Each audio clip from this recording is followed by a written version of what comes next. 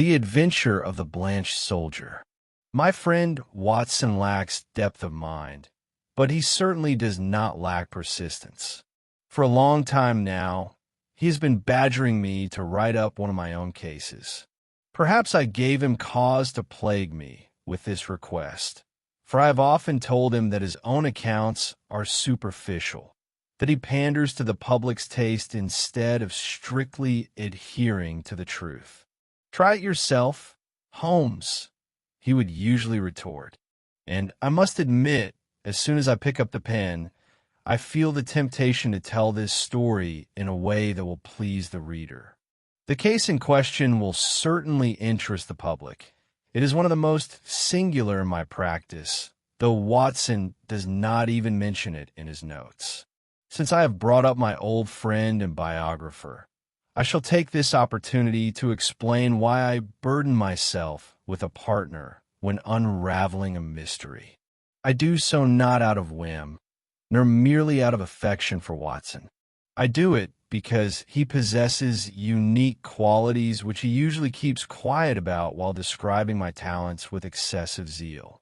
A partner who tries to anticipate your conclusions and actions can only ruin a case. But a man who is surprised by every new circumstance uncovered during an investigation, and who considers the mystery insoluble, is the ideal assistant. According to the notes in my ledger, Mr. James Mortimer Dodd visited me in January 1903, just after the Boer War had ended. He was a tall, energetic, sun-baked Englishman. Old Watson had deserted me for a wife at the time, the only selfish act he ever committed in all the years we knew each other. I was alone. I have a habit of sitting with my back to the window, placing the visitor in the chair opposite so that the light falls directly upon them. Mr. James Mortimer Dodd seemed to have some difficulty knowing where to begin the conversation. I was in no hurry to help him, preferring to observe him in silence. However, I have often found it important to impress clients with my knowledge, and so I decided at last to share a few deductions. "From South Africa, sir, I believe?" "Yes, sir," he replied with some surprise. "Imperial Yeomanry, of course." "Exactly right. The Middlesex Corps, no doubt." "Quite so, Mr. Holmes. You are a wizard." Seeing his amazement, I smiled. "When a gentleman as energetic as you appear to be comes to see me, with a face clearly tanned by a sun other than England's, and with a handkerchief tucked into his sleeve instead of his pocket, it is not at all difficult to place him. You have a short beard, which means you are not from the regular army. You have the bearing of a practiced cavalryman. Your business card shows you're a stockbroker from Throgmorton Street. That is why I mentioned Middlesex. In what other regiment could you have served? You see everything, no more than you do, but I have trained myself to analyze everything I notice. However, Mr. Dodd, you did not come to see me this morning to discuss the art of observation. So, what is happening at Tewkesbury Old Park?" "Mr. Holmes, my dear sir, I am making no great discovery. That is the address on your letterhead, and your urgent request for a meeting implies that something unexpected and serious has occurred." Yes, of course. The letter was written at noon, and much has happened since then. If Colonel Emsworth had not turned me out—" "Turned you out?" "In essence, yes. A grim man, that Colonel Emsworth. It would have been hard to find a more rigid old soldier in his day. Besides, in the army back then, rudeness was practically taken for granted. I wouldn't have bothered with the colonel if it weren't for Godfrey." I lit my pipe and leaned back in my chair. "Perhaps you would explain what this is all about."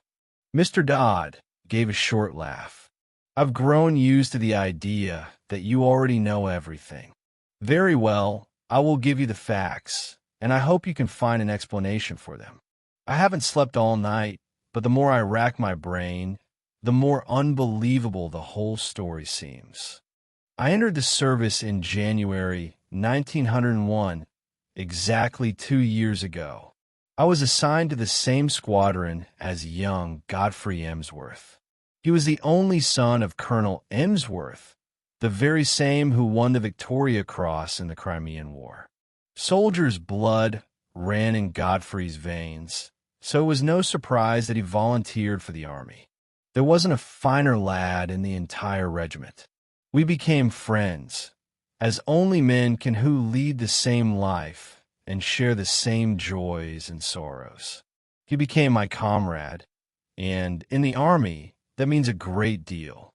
For a whole year, we fought side by side in fierce battles, sharing both defeats and victories.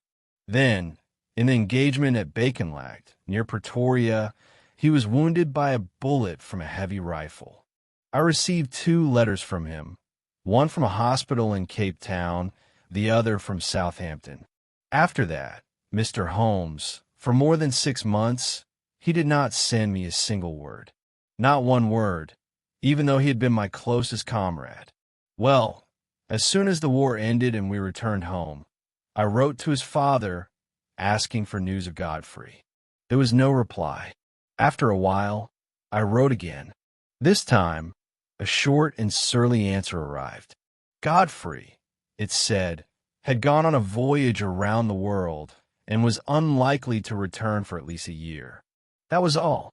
That answer did not satisfy me, Mr. Holmes. The whole story seemed damnably improbable. A lad like Godfrey could not have forgotten his friend so quickly. No, it was entirely unlike him. Furthermore, I happened to learn that he was due to receive a large inheritance and that he had not always been on good terms with his father.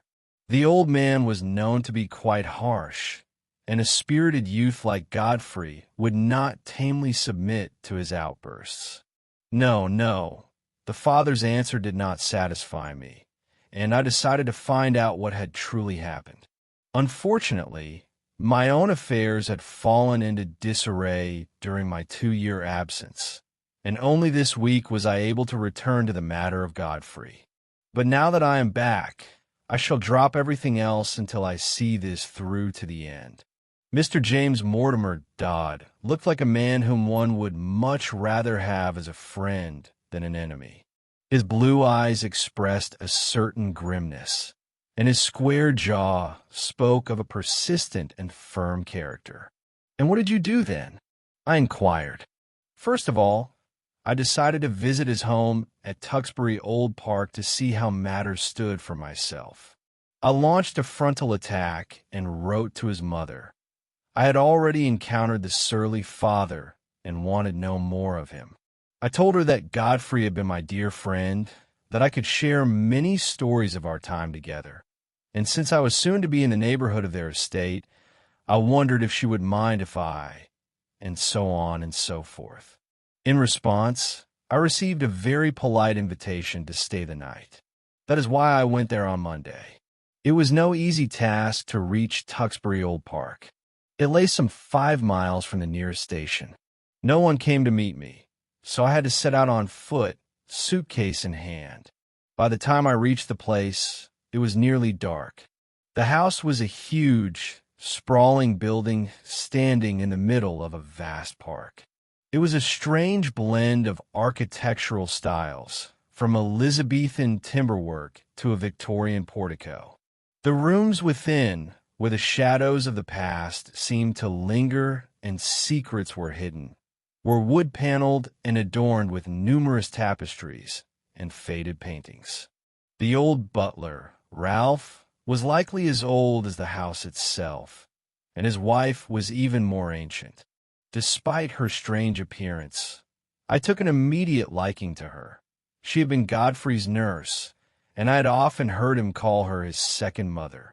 Godfrey's mother, a tiny, gentle, white-haired lady, like a little white mouse, also made a good impression on me. The colonel, however, inspired no such sympathy. We quarreled within the first few minutes, and I would have returned to the station immediately had I not realized that this was exactly what he wanted. As soon as I entered the house, I was taken straight to his study. There I saw a huge, stooping man with skin that seemed, to my eyes, positively leathery and a bedraggled white beard. He sat at a desk cluttered with papers. A nose streaked with red veins poked out like a vulture's beak, and gray eyes glared fiercely from beneath shaggy brows. Now I understood why Godfrey had been so reluctant to speak of his father. "Well, sir," he began in a high, piercing voice, "I should like to know the true reasons for your visit." I replied that I had already explained them in the letter to his wife. Yes, you claim to have known Godfrey in Africa. But why, exactly, should we take your word for it? I have his letters with me. Let me see them." He glanced quickly through the 2 letters I handed him, then tossed them back to me. "And what of it?" he asked. "I became very fond of your son Godfrey, sir. We shared a great friendship and endured much together. Naturally, I am surprised that he suddenly stopped writing to me. I want to know what has happened to him. As I recall, I have already written to you and explained everything. He has gone on a voyage around the world. His service in Africa took a toll on his health, and his mother and I decided that he required complete rest and a change of scene. Pray be so kind as to inform his other acquaintances of this." "Certainly," I replied. "But would you be good enough to tell me the steamship line and the vessel on which he sailed, as well as the date of departure? I am certain I could manage to forward a letter to him." My request both puzzled and irritated my host. His bushy brows knitted together, and he drummed his fingers impatiently on the desk. At last, he looked at me, and his face took on the expression of a chess player who has recognized the cunning of an opponent's move and decided how best to parry it. "Mr. Dodd," he said, "many in my position would find your persistence outrageous, bordering on sheer impudence. My persistence only proves how sincerely I am attached to your son, sir. I do not dispute it.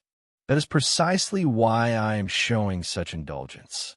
Nevertheless, I must ask you to desist from any further inquiries. Every family has its own strictly private affairs, and it is not always appropriate to involve outsiders, no matter how good their intentions may be. My wife would very much like to hear all that you know of Godfrey's military life, but I ask you not to ask questions concerning the present or the future. It will lead to nothing and will only place us in a delicate and even difficult position. I realized, Mr. Holmes, that nothing would come of further questioning. I had no choice but to accept the old man's terms, but in my heart, I vowed not to rest until I had discovered my friend's fate. The evening passed dully. The 3 of us dined quietly in a somber, somewhat faded room. The old lady questioned me eagerly about her son, while the old man remained morose and subdued.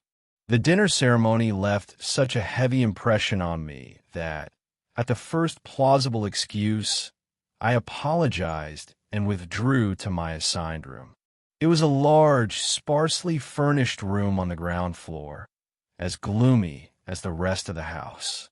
However, Mr. Holmes, when a man has spent a year with the South African veldt as his only bed, he ceases to be over-particular about his night's lodging. I drew back the curtains and looked out into the park. It was a magnificent evening, with bright moonlight flooding everything. I sat down before the glowing fire, placed the lamp on a small table, and tried to occupy myself with a novel. Suddenly, the door opened, and Ralph, the old butler, entered with a basket of coal. "I thought, sir, that you might run short of coal during the night. These rooms are damp, and the weather is cold." The old man was clearly in no hurry to leave. Looking around, I saw him still lingering there, a mournful expression on his wrinkled face. "I beg your pardon, sir, but I could not help overhearing what you said at dinner about our young Master Godfrey. You see, sir, my wife nursed him, and I love him as if he were my own son. We, too, are eager to hear of him. So you say, sir, that he was a good soldier? There was no braver man in the entire regiment. If it weren't for Godfrey, I might not be sitting here now. He once pulled me out from under heavy fire. The old butler rubbed his bony hands together. Yes, sir, yes. That is our young Master Godfrey indeed. You could never deny his courage. There isn't a tree in this park, sir, that he hasn't climbed. Nothing could stop him. What a wonderful boy he was, sir, and what a wonderful young man. I sprang to my feet. Listen to me, I cried. You speak of him in the past tense, as if he were dead. You are all hiding something. What has happened to Godfrey Emsworth? I seized the old man by the shoulder, but he shrank back. I don't understand what you are talking about, sir. If you want to know about the young master, ask the colonel. He knows. I am forbidden to interfere. He tried to leave, but I held him by the arm. You will answer me one question, or I shall keep you here all night. Is Godfrey dead? The old man could not meet my eyes. He stood as if hypnotized, and when he finally gathered his strength to answer, I heard something terrible and utterly unexpected. I wish to God he were dead, the old man cried, and wrenching himself from my grasp, he rushed out of the room. You can imagine, Mr. Holmes, the state of mind in which I sank back into my chair. The old man's words could mean only one thing. Either my poor friend was involved in some crime, or at best, had committed some shameful act that touched the family honor. The stern old colonel had sent his son away, hiding him from the world to prevent a scandal from breaking out. Godfrey had always been a daredevil, easily influenced by those around him. Undoubtedly, he had fallen into the wrong hands. He had been deceived and ruined. It was a pity, of course, but even then, I felt it my duty to find him and see if I could help. Lost in these reflections, I mechanically raised my eyes and saw before me Godfrey Emsworth. My client paused, overcome once again by emotion. Pray continue, I said. The story is indeed quite out of the ordinary. He was standing outside the window, Mr. Holmes, with his face pressed against the glass. I told you that shortly before this, I had been admiring the moonlit park and had apparently not closed the curtains tightly. In the gap between them stood my friend.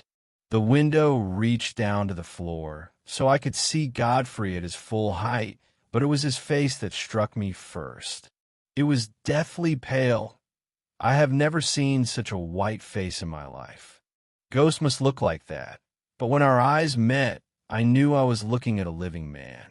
He realized I was watching him, sprang back from the window, and vanished into the darkness. The sight of Godfrey, Mr. Holmes, horrified me.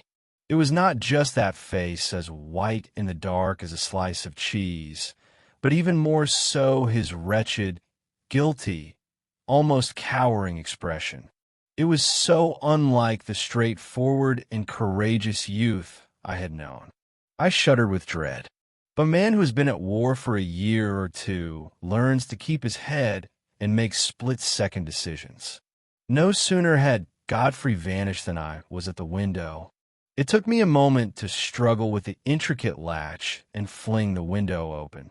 I leaped out into the park and ran down the path along which Godfrey must have fled. The path seemed endless, and the shadows were deep among the trees, but still, or was my sight deceiving me? I caught a glimpse of something moving ahead. Several times as I ran, I called Godfrey by name. Reaching the end of the path, I found several tracks branching off toward some outbuildings. I stood in hesitation, and at that moment, I heard the sharp thud of a closing door. The sound did not come from the house behind me, but from somewhere in the darkness ahead. That was enough, Mr. Holmes, to dispel any doubt. It was Godfrey, and in his flight from me, he had slammed the door behind him. Of that, I was absolutely certain. I had no choice but to return to my room, where I spent a sleepless night turning the matter over in my mind and trying to find some explanation for what had happened. The next day, the colonel spoke to me in a more friendly tone. When his wife casually remarked on how picturesque the surrounding countryside was, I took the opportunity to ask if it would be a great inconvenience if I stayed for one more night. The old man agreed, though not very willingly, and thus I gained an entire day for my observations. I no longer doubted that Godfrey was hiding somewhere nearby.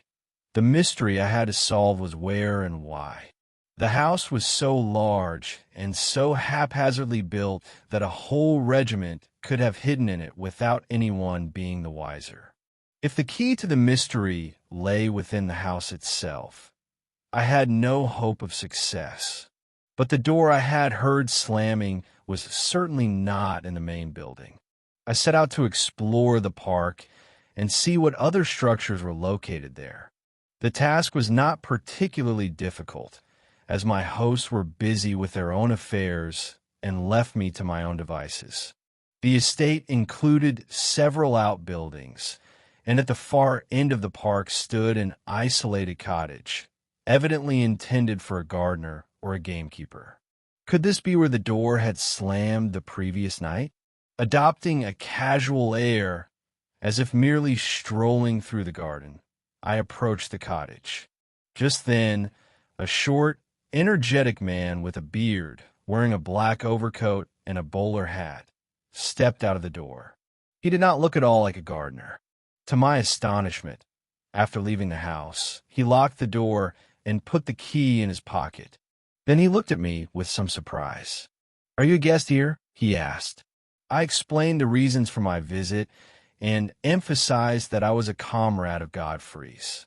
"It is a great pity that he had to go away on a journey," I continued. "Our meeting would have given him such pleasure." "Quite so," he replied, appearing somewhat flustered. "But no matter, you will surely visit again at a more convenient time." The stranger walked away, but turning back after a moment, I noticed him standing behind some laurel bushes at the far end of the garden, watching me. Continuing my stroll, I examined the cottage closely. Heavy curtains at the windows made it impossible to see inside, and the place seemed empty. I felt that I was still being watched and realized that I would ruin my chances if I acted too boldly. They would simply ask me to leave the estate. I decided to postpone further investigation until evening and slowly returned to my room. As soon as it grew dark and all was quiet, I slipped out through the window and, with the utmost caution, crept toward the mysterious cottage. I have already mentioned that the heavy curtains blocked the view, and now the windows were further secured by shutters. However, in one spot, a sliver of light broke through, and I pressed my eye to the window. I was in luck. The curtains had been drawn carelessly, and there was a narrow crack in the shutter through which I could see everything inside. It was a rather cozy room, illuminated by a bright lamp, with a fire glowing in the grate. Facing me sat the short man I had spoken with that morning. He was smoking a pipe and reading a newspaper. "Which one?" I inquired. It seemed to me that my client was somewhat annoyed that I had interrupted him. "Does it matter?" he asked. "It matters a great deal." I didn't pay much attention, but perhaps you noticed the format. Was it a large broadsheet or the size of a weekly? Now that you mention it, I recall it was small. Perhaps it was the Spectator. I had no time to interest myself in such details, for I saw a second person in the room. He sat with his back to the window, and I would have sworn it was Godfrey. I did not see his face, but I recognized my friend by the familiar slope of his shoulders. He sat facing the fire, leaning his head on his hand, and his whole posture expressed the deepest melancholy. Just as I was debating what to do next, someone gripped me roughly from behind, and I saw Colonel Emsworth standing beside me. "Follow me, sir," he said in a low voice, and walked silently toward the house. I had no choice but to follow him to my assigned room. In the hall, he paused to pick up a railway timetable. "The train for London leaves at 8:30, he said. "The dog cart will be at the door at 8. The colonel was white with rage, and I felt such a sense of shame that I could only stammer a few incoherent sentences in my defense, explaining my actions as concern for my friend. "The matter is not open to discussion," the colonel replied sharply. "You have insolently intruded into the private affairs of our family. You came here as a guest, and you have proved to be a spy. We have nothing more to say to each other, though I will add that I have not the slightest desire ever to see you again. I could not restrain myself, Mr. Holmes, and I spoke to the old man with some heat. I have seen your son, and I am convinced that for some reason you are hiding him from everyone. I do not know what the cause is, but I have no doubt that he is being deprived of his own free will. I warn you, Colonel Emsworth, that until I have proof that my friend's life is in no danger, I shall not cease my efforts to get to the bottom of this mystery. I will not be intimidated, no matter what you say or do. I feared the infuriated old man might fly at me. As I told you, he was a giant of a man, tall and powerful, and though I am not a weakling myself, I should have had a hard time of it if we had come to blows." He glared at me in silence for a long time, then turned abruptly and left the room. I took the train, determined to seek your advice and assistance immediately. I had, as you know, sent you a letter requesting this appointment shortly before. Such was the problem that my visitor laid before me. The shrewd reader has probably already realized that it did not present any great difficulties, as there were only 2 or 3 possible solutions. And yet, despite its simplicity, it contained several interesting and unusual details, which is precisely why I chose it when I took up my pen. Applying my usual method, I proceeded to narrow down the possibilities. "How many servants are there in the house?" I asked. "Only the old butler and his wife, if I am not mistaken. The Emsworths live very simply. Therefore, there was no servant in the cottage?" "No, unless the little man with the beard performs those duties. But he did not look like a servant at all. That is a very important point. Did you notice if food was carried to the cottage from the house?" Now that I think of it, I did once see Ralph walking along the park path toward the cottage with a basket in his hand. But at the time, it never occurred to me that he was carrying food. "And did you make any inquiries on the spot?" "Yes, I spoke with the station master and the landlord of the village inn. I asked if they knew anything of my old comrade, Godfrey Emsworth. Both maintained that he had gone on a voyage around the world.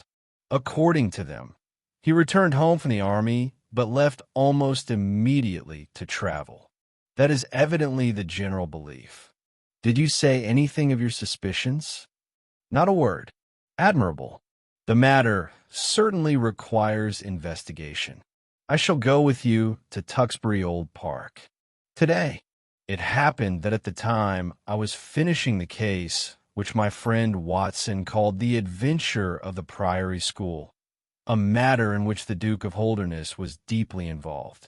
Furthermore, I had received a commission from the Sultan of Turkey which demanded immediate action, for otherwise the most unpleasant political consequences might have ensued.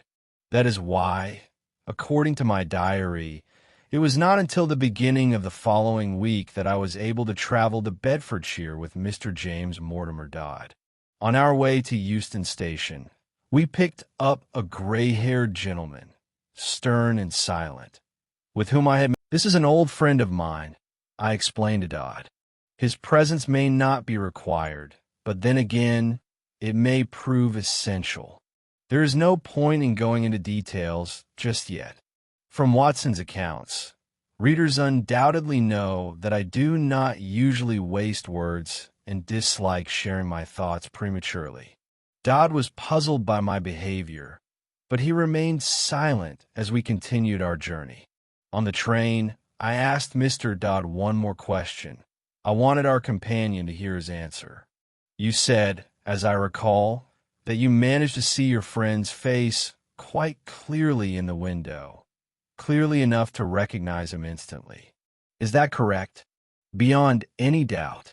He pressed right against the glass, and the lamplight fell directly upon his face. But could it have been someone else, someone resembling your friend? No, and no again. Yet you claimed he had changed? Only the color of his face. It was, how shall I put it, as white as, say, the underbelly of a fish, as if it had been bleached. Was it the whole face, or only in part? Partially, I should say. His forehead particularly caught my eye when he pressed against the glass. Did you call out to Godfrey? At that moment, I was utterly surprised, even shaken. Later, as I told you, I dashed after him, but without success. In essence, the matter was already clear to me. Only one small detail remained to be clarified. After a rather long drive, we finally reached the strange, haphazardly built house. The door was opened by the old butler, Ralph. I had hired the carriage for the entire day and asked my old friend to remain in it until we called for him. Ralph, a wizened little old man, wore a standard suit, a black jacket and striped trousers, but with one curious addition. On his hands, I noticed a pair of brown leather gloves. Upon our appearance, he hurriedly pulled them off and laid them on a table in the entrance hall. As my friend Watson has likely noted, I am endowed with an excellent sense of smell, and I immediately detected a faint but characteristic odor emanating, as far as I could tell, from that table. I turned, placed my hat upon it, managed to knock it to the floor as if by accident, and, as I bent to retrieve it, I took a sniff. Yes, a strange, tarry smell was undoubtedly coming from the gloves, which, thanks to my ruse, were no more than a foot from my nose. As I made my way to the master's study, I already considered the investigation complete. What a pity that I must act as the narrator myself and reveal my cards. It was only by withholding the most vital links in the chain until the very end that Watson was able to conclude his stories so effectively. Colonel Emsworth was not in the study, but, having been informed by Ralph, he soon appeared before us. First, we heard rapid, heavy footsteps in the corridor. Then the door burst open, and a formidable-looking old man stormed into the room. In his hand, he held our visiting cards, which he instantly tore into tiny pieces, flung to the floor, and began to trample. Did I not advise you not to poke your cursed nose into other people's business? Did I not warn you that I never wish to see you again? Do not dare to show your wretched face here ever again. If you venture to appear here once more without my permission, I shall shoot you, sir. And the same warning, he turned to me, I give to you. I am aware of your sneak of a profession, but apply your so-called talents elsewhere, not here. I am not leaving this place, my client stated resolutely, until I hear from Godfrey himself that he is safe. Nothing of the sort, I said, stepping into the doorway. Police interference will lead to the very catastrophe you so greatly fear. I took out my notebook, wrote a single word upon a leaf, and handed the torn paper to Colonel Emsworth. That is why we have come, I explained. For a moment, he stared silently at the slip of paper, and the expression on his face gradually shifted. Looking up at last, he gazed at us in astonishment. How did you know? he managed to say, sinking heavily into a chair. "It was my business to know. It is my profession." Our host fell into a deep reverie. He sat there, silently plucking at his bedraggled beard. Then he waved a thin hand, a gesture that signaled the old man's surrender to circumstances. "Well, if you must see Godfrey, you shall. I did not wish it, but I am powerless to prevent it. Ralph, tell Godfrey and Mr. Kent that we will be with them in 5 minutes." When the time had passed, we walked down the path through the park and found ourselves before the mysterious cottage. At the door stood a short, bearded man, watching us with surprise. "This is very unexpected, Colonel Emsworth," he exclaimed. "This upsets all our plans." "I cannot help it, Mr. Kent. We have been forced. How is Mr. Godfrey?" "He is waiting." Kent turned and led us into a large, simply furnished sitting room. A man stood with his back to the fireplace. My client rushed toward him with an outstretched hand. "Godfrey, old man." But the man by the fireplace stopped him with a gesture. "Don't touch me, Jimmy. Don't come near. Yes, yes, use your eyes. I'm not much like the gallant Corporal Emsworth of B Squadron now, am I?" Indeed, Corporal Godfrey Emsworth looked strange, to say the least. Not long ago, he had been a handsome youth, bronzed by the African sun. Now his face was covered with whitish patches, and his skin appeared as if it had been bleached. "That is why I am not fond of guests," he remarked. "I'm glad to see you, Jimmy, but I cannot say the same for your companion. He is likely not here by accident, though I do not know what brought him. I wanted to make sure you were all right, Godfrey. I saw you looking through my window last night, and I determined to find out what was happening here. Old Ralph told me of your arrival, and I couldn't resist stealing a look at you. I hoped you wouldn't notice me, and I ran back to my burrow as fast as my legs would carry me when you came to the window. My God, but what is the matter with you?" "Well, the explanation won't take long," he replied, lighting a cigarette. "Do you remember the morning skirmish at Buffelsprout, near Pretoria, on the Eastern Railway? You heard I was wounded then." "Yes, I heard, but I never knew the details. 2 others and I were separated from our unit. The country there is hilly, if you remember. I had Simpson with me, the lad we called Baldy Simpson, and Anderson. We were scouting the area, but the enemy was well hidden and suddenly opened fire on us. Simpson and Anderson were killed, and I was hit in the shoulder. I managed to stay in the saddle, and my horse galloped for several miles before I lost consciousness and tumbled from a seat. When I came to my senses, night had already fallen. Although I was weak and felt deathly ill, I managed to pull myself up and look around. To my surprise, I found myself near a large building with a wide veranda and many windows. It was bitterly cold. You remember that wretched chill. It always set in toward evening, bringing a sense of malaise that had nothing to do with a bracing, healthy frost. I was freezing. It seemed to me that I would only survive if I found some sort of shelter. With great effort, I rose and staggered forward, hardly conscious of my actions.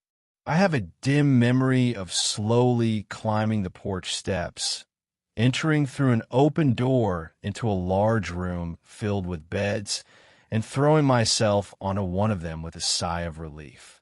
The bed was unmade, but that did not trouble me in the least. I was shivering and pulling the sheets and blankets over me. I fell instantly into a deep sleep. I woke in the morning, and it felt as though some force had transported me from the real world into a realm of nightmares. Through the huge, curtainless windows, the African sun poured in, brightly illuminating a large, bare dormitory with whitewashed walls. Standing before me was a short, gnome-like man with a head like an onion. He was waving hands that were horribly disfigured, resembling brown sponges, and was chattering excitedly in Dutch. Behind him, I saw a group of people who seemed greatly amused by the scene. As I looked at them, my blood ran cold. Not one of them could be called a normal human being. They were distorted, twisted, and swollen. The laughter of those monsters was a hideous thing to hear. None of them seemed to know English, but the situation soon became clear. The creature with the onion head grew furious. With animal-like cries, he seized me with his mangled hands and began dragging me from the bed, heedless of the fact that my wound had started to bleed afresh. The little monster possessed the strength of a beast. I do not know what he might have done to me had an elderly man not entered the room, drawn by the noise. Judging by his manner, he was someone in authority. He snapped a few angry words in Dutch, and my tormentor immediately let me go. Then the man turned and stared at me in utter amazement. "How on earth did you get here?" he asked, not hiding his astonishment. "Wait a moment. I see you are exhausted and wounded. I am a doctor, and I will dress your injury. But, my God, you are in greater danger here than on the battlefield. You have stumbled into a leper hospital, and you have spent the night in a leper's bed. Need I tell the rest, Jimmy?" It turned out that because the front was approaching, all those poor wretches had been evacuated the day before.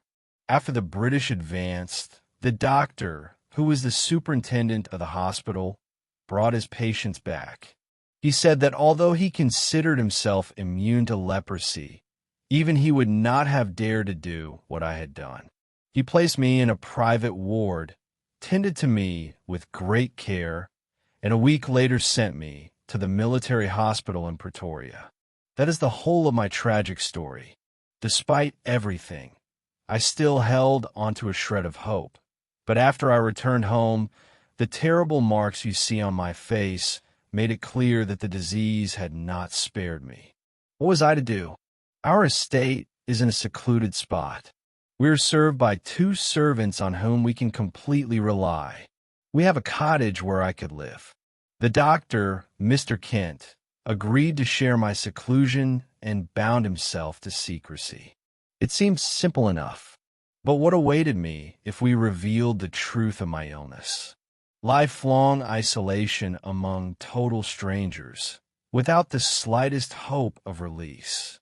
We had only one choice: to keep the strictest secret, or a scandal would break, and nothing could save me from a hideous fate. Even you, Jimmy, even you had to be kept in the dark. I cannot imagine why my father suddenly relented. Colonel Emsworth pointed at me. "This is the gentleman who forced my hand," he said. He unfolded the scrap of paper on which I had written the single word: leprosy. I decided that since he already knew so much, it would be safer if he knew everything. "Quite right," I replied. "And perhaps that is why everything will end very well. As I understand it, so far only Mr. Kent has observed the patient. Permit me to ask, sir, are you truly a specialist in such diseases?" "I'm a general practitioner," Mr. Kent replied somewhat stiffly. "I do not doubt, sir, that you are a perfectly competent doctor, but I am sure you would not object to hearing another opinion. If I am not mistaken, you have refrained from seeking one out of fear that it would lead to the mandatory isolation of your patient." "Precisely so," Colonel Emsworth confirmed. "I foresaw that such a situation might arise," I continued. "And so I brought with me a friend upon whose silence we can absolutely rely. I once performed a professional service for him, and he is prepared to offer his advice more as a friend than as a specialist. I am speaking of Sir James Saunders. The prospect of an interview with his commander-in-chief could not have stirred a junior officer more than the enthusiasm that flashed across Mr. Kent's face at my words. "I should be greatly honored," he murmured. "In that case, I shall invite Sir James inside. He is waiting in the carriage at the gate. As for us, Colonel Emsworth, let us go to your study, where I shall make it my duty to provide you with the necessary explanations." It was at this moment that I felt most keenly the absence of my Watson. He, with his intriguing questions and cries of wonder, knows how to elevate my simple art to the level of a miracle, though, in reality, it is nothing more than systematized common sense. As the narrator, I am deprived of such methods. Therefore, I shall limit myself to setting forth the line of reasoning I presented to the small audience in Colonel Emsworth's study. In reflecting upon this entire story, I proceeded from the premise that when you have eliminated the impossible, whatever remains, however improbable, must be the truth. It is possible that what remains allows for several explanations. In such a case, one must analyze every variation until only one, sufficiently convincing, remains. Let us apply this method to our case. As the matter was first presented to me, it allowed for only 3 possible answers to the question of why this gentleman was in voluntary seclusion or forced confinement on his father's estate. Either he was hiding from prosecution for some crime, or he had lost his mind and his parents did not wish to send him to an asylum, or he had been found to have a disease that required isolation. I could think of no other plausible explanations. Thus, I had to compare and analyze each of these 3 possibilities. The theory of a crime did not stand up to serious scrutiny. There were no unsolved crimes in this district. Of that, I was certain. If it were a crime as yet undiscovered, the family's interests would surely have demanded getting rid of the culprit by sending him abroad rather than hiding him in the house. The family's behavior seemed inexplicable under this theory. The version of insanity appeared more plausible. The presence of a second person in the cottage gave reason to suppose that an attendant lived there with Godfrey. The fact that he locked the door behind him upon leaving only confirmed such a possibility, suggesting certain restrictions placed upon the patient. At the same time, these restrictions were apparently not too stringent. Otherwise, the young man could not have left the cottage to catch a glimpse of his friend. You recall, Mr. Dodd, that I was interested in what newspaper or journal Mr. Kent was reading. I would have been further convinced of my theory had it proved to be the Lancet or the British Medical Journal. An insane person may remain in a private house if they are under the care of a medical professional and the proper authorities have been notified. But if that were the case, why all this secrecy in the Emsworth's behavior? I could find no explanation.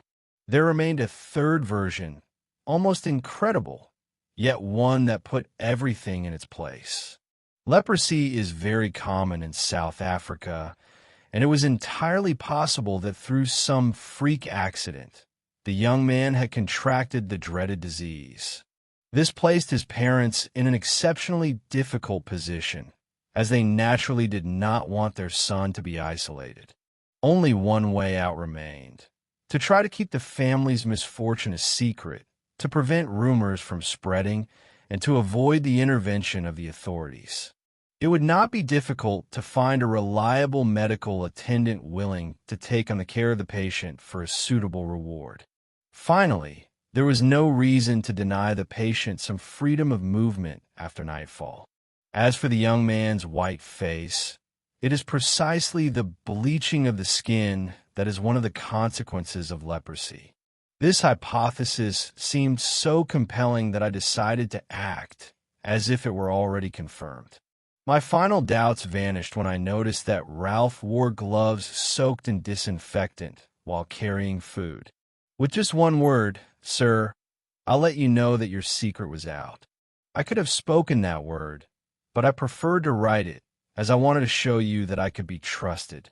I was just finishing my brief account when the door opened and the ascetic figure of the great dermatologist appeared. This time, the features of his face, which usually resembled the mask of a sphinx, did not seem stern, and his eyes glowed with warmth. He walked slowly up to Colonel Emsworth and shook his hand. "More often than not, I bring bad tidings," he said, "but this time I come with good news. It is not leprosy." "What?" "It is a clear case of pseudo-leprosy, or ichthyosis, sometimes called fish skin disease. It is a repulsive and difficult-to-treat skin condition, but fortunately, it is not contagious." "Yes, Mr. Holmes, the resemblance is striking. But can it be called a coincidence? Is it not possible that the nervous shock the young man experienced after coming into contact with lepers caused the very likeness of what he so greatly feared? In any case, I stake my professional reputation. What is this?" "A lady in a faint. Attend to her, Mr. Kent, until she comes to. It is but the reaction of joy."